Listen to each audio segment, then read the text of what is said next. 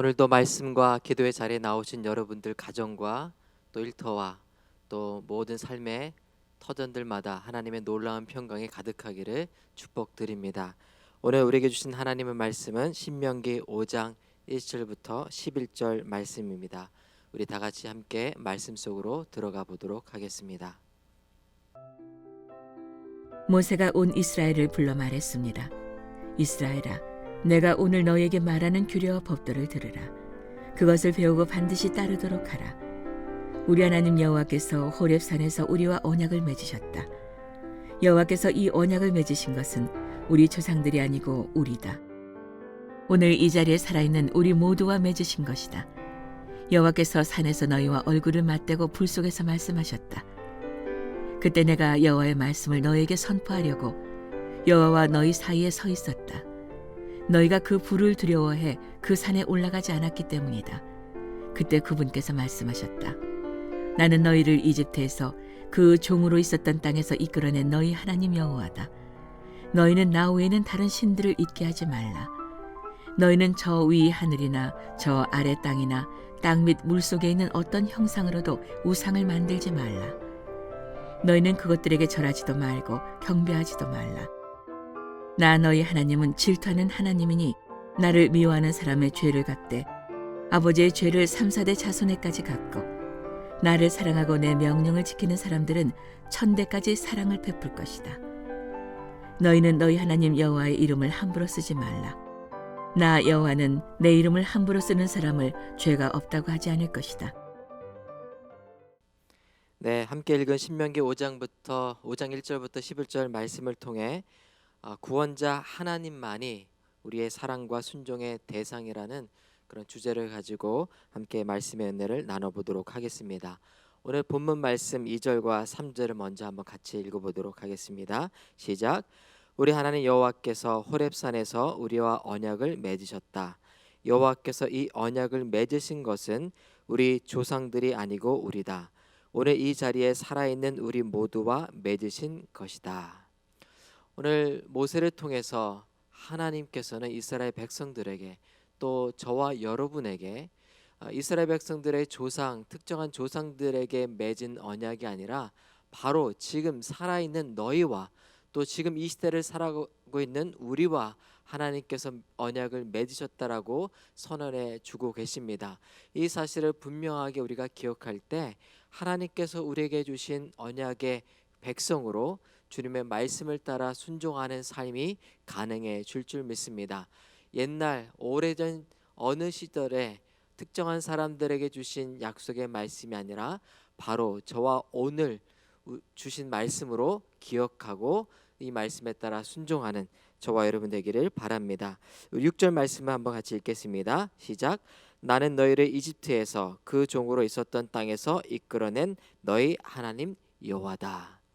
지금 살아있는 너희와 언약을 맺으신 분이 누구신지를 오늘 6절을 통해서 다시 한번 하나님은 말씀해 주고 계신데요. 바로 너희 종되었던 너희를 구속한 자가 바로 나다.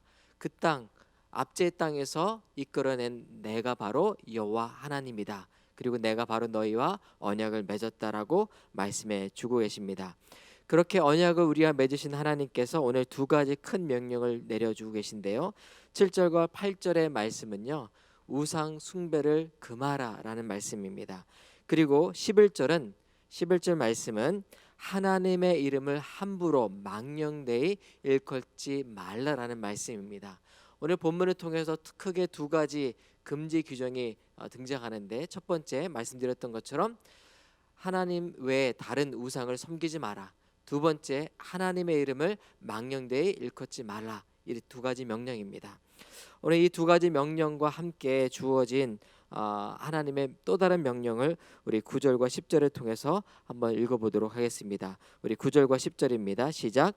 너희는 그것들에게 절하지도 말고 경배하지도 말라. 나 너희 하나님은 질투하는 하나님이니 나를 미워하는 사람의 죄를 갚되 아버지의 죄를 3, 4대 자손에까지 갚고 나를 사랑하고 내 명령을 지키는 사람들은 1000대까지 사랑을 베풀 것이다. 여러분, 우리 구절을 통해서 하나님에 대한 하나님의 속성, 하나님의 성품 중에 하나를 우리는 발견하게 되는데요.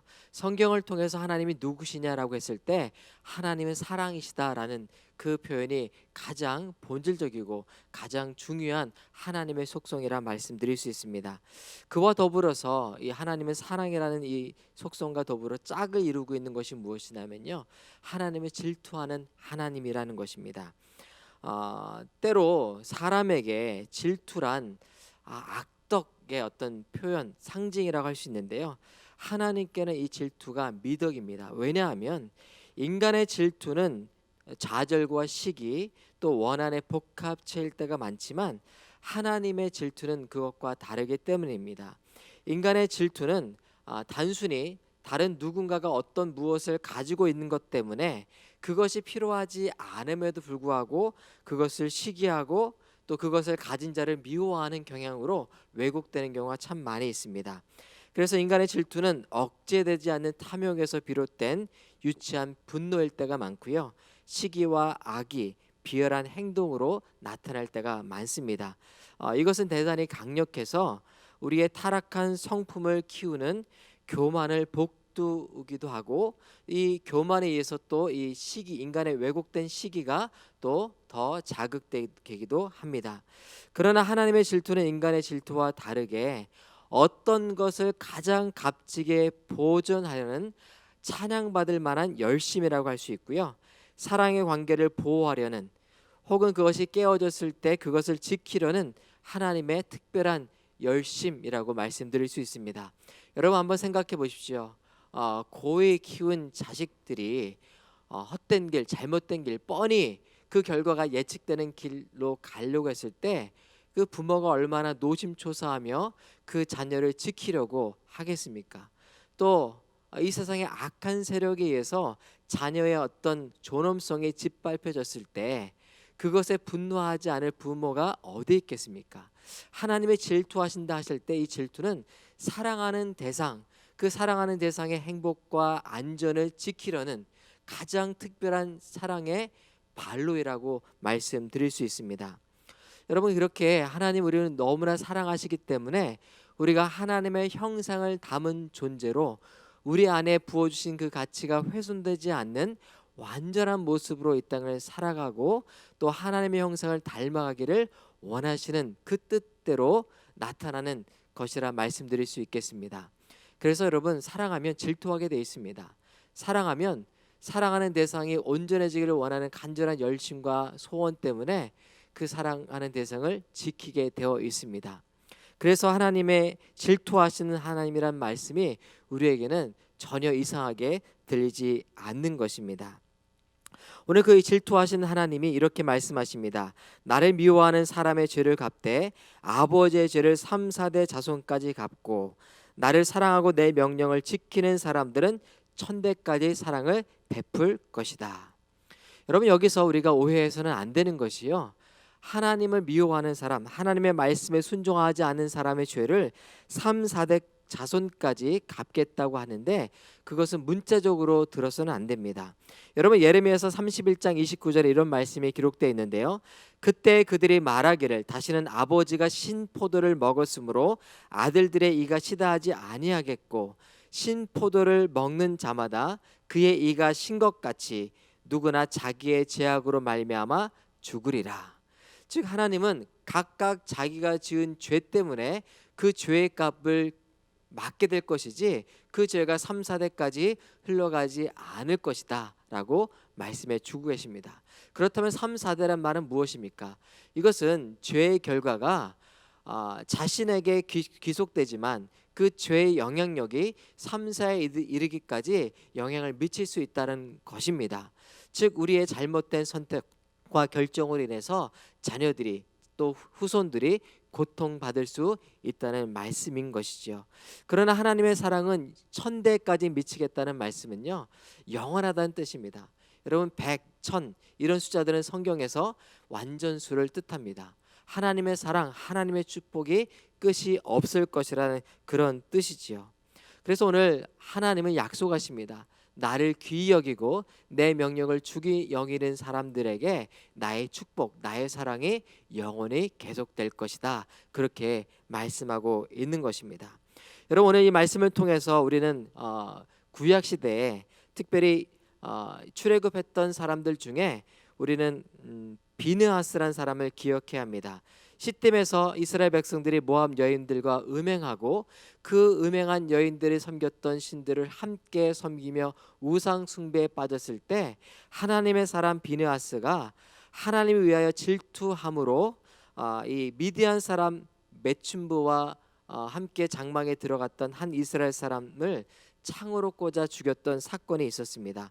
이 사건을 가리켜 하나님은 나의 질투하여 내 질투심으로 그들을 소멸하지 않게 하였다라고 그 사람을 칭찬했던, 비느하스를 칭찬했던 것을 우리는 기억합니다.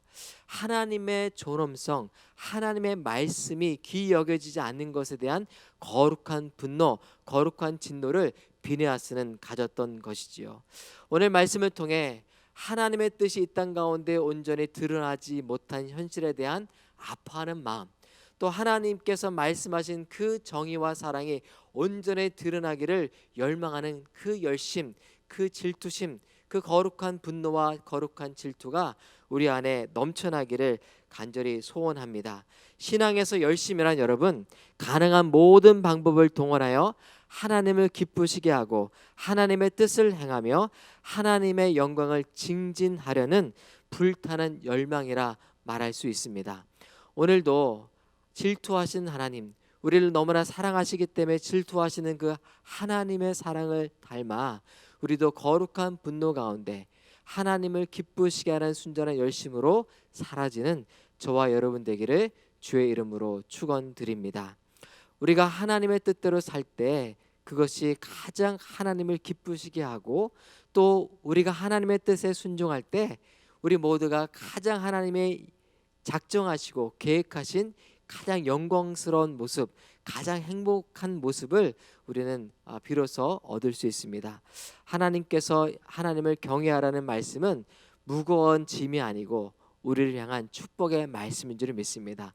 이 말씀을 기쁘게 듣고 순종의 삶, 거룩한 열심을 갖는 삶 살기를 다시 한번 축원드립니다. 함께 기도하겠습니다. 사랑하는 하나님, 감사합니다. 오늘도 하나님을 기쁘시게 하고자 하는 거룩한 열망과 열심 가운데 사라지는 우리 모두가 되게 하여 주옵소서. 하나님께서 우리를 너무나 사랑하시기 때문에 이 세상의 악한 생각과 우상 숭배에 우리의 거룩한 형상이 훼손되지 않기를 원하시는 그 마음을 깨달아 주의 말씀을 기뻐 받아 순종하는 우리 모두가 되게 하여 주시고, 하나님을 기뻐 예배하며 사랑할 때 우리도 주 안에서 주께서 우리에게 주신 놀라운 기쁨을 누리며 살게 될 줄을 믿고, 거룩한 열심을 갖고 주의 말씀을 따라 살아가는 우리 모두가 되게 하여 주옵소서. 감사하며 거룩하신 예수 그리스도의 이름으로 기도드립니다. 아멘.